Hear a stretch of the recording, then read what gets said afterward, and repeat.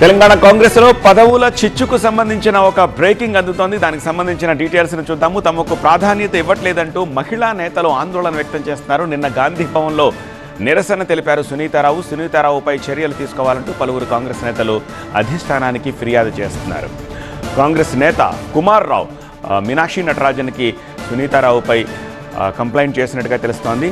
నిన్నటి ధర్నాకు సంబంధించిన దృశ్యాలవి. తెలంగాణ కాంగ్రెస్లో పదవుల చిచ్చు రేగుతోంది. ఇప్పుడు తమకు అస్సలు ప్రాధాన్యత ఇవ్వట్లేదంటూ మహిళా నేతలు, ముఖ్యంగా గాంధీ భవన్లో సునీతారావు పదే పదే నిరసన వ్యక్తం చేస్తున్న దృశ్యాలని చూస్తూ ఉన్నాము. అలాగే సీఎం కనీసం అపాయింట్మెంట్ కూడా ఇవ్వట్లేదు అంటూ సునీతారావు ఆరోపణలు చేస్తున్నారు. అయితే సునీతారావుపై క్రమశిక్షణ చర్యలు తీసుకోవాలంటూ పలువురు కాంగ్రెస్ నేతలు కాంగ్రెస్ పార్టీ అధిష్టానానికి ఫిర్యాదు చేశారు. కాంగ్రెస్ నేత కుమార్ రావు ఈ విషయంపై సునీతారావుపై కంప్లైంట్ చేస్తూ అధిష్టానానికి రాసిన లేఖని స్క్రీన్పై చూస్తున్నాము.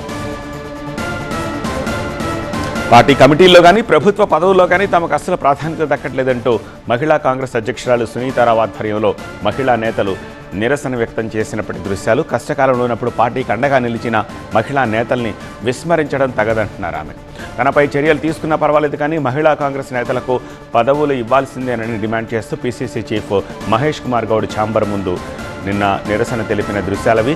మహిళా నేతల ధర్నాపై పలువురు కాంగ్రెస్ నేతలు ఆగ్రహం వ్యక్తం చేస్తున్నారు. చర్యలు తీసుకోవాలంటూ మహేష్ గౌడ్తో పాటు మీనాక్షి నటరాజన్కు ఫిర్యాదు చేశారు.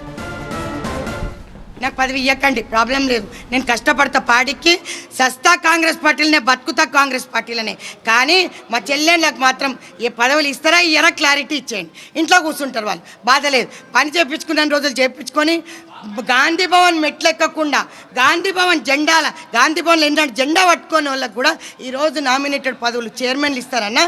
మరి మా చెల్లెళ్ళు ఏం చేసిందన్నా ఈరోజు మీరు చెప్పాలన్నా. ముఖ్యమంత్రి వర్యులకే నేను క్వశ్చన్ వేస్తున్నా అన్నా, నన్ను లోపల చెప్పి ప్రాబ్లం నేను సస్పెండ్ చెప్పి, కానీ నా చెల్లెళ్ళు అడుగుతున్న క్వశ్చన్కి ఆన్సర్ ఇవ్వండి. మరి మహేష్ అన్న ఇంత పక్షపాత ధోరణి నడవదు.